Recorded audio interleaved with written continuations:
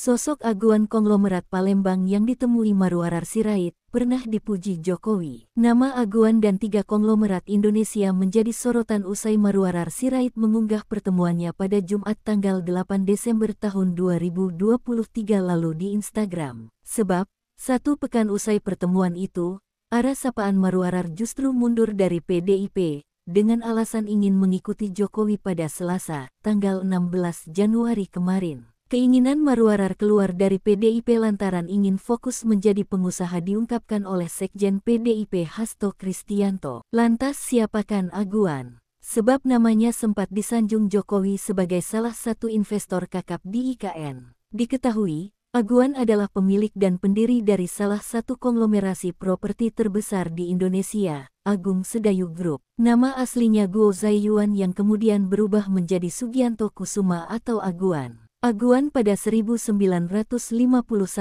dia dibesarkan dari keluarga sederhana. Seperti orang Tionghoa pada umumnya, keluarganya tinggal dari daerah ke daerah.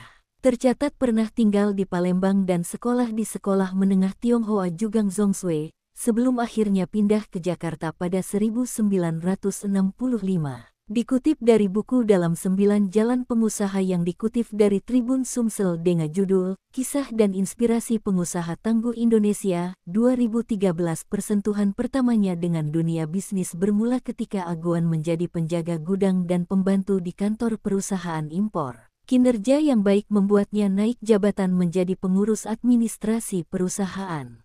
Namun, titik balik kehidupan Aguan terjadi saat berkenalan dengan pemborong bahan bangunan. Perkawanannya itu membuat Aguan belajar tentang bisnis properti dan bangunan. Dari situ dia berani membangun bisnis sendiri pada 1971 yang jadi cikal bakal Agung Sedayu Group. Saat memulai bisnis, Aguan cukup beruntung karena iklim politik dan ekonomi Orde Baru sangat bagus. Alhasil, bisnisnya pun berkembang pesat. Hanya dalam kurun 10 tahun, berbagai proyek konstruksi pun dikerjakannya setelah menggarap proyek pertama, yakni Harko Mangga II.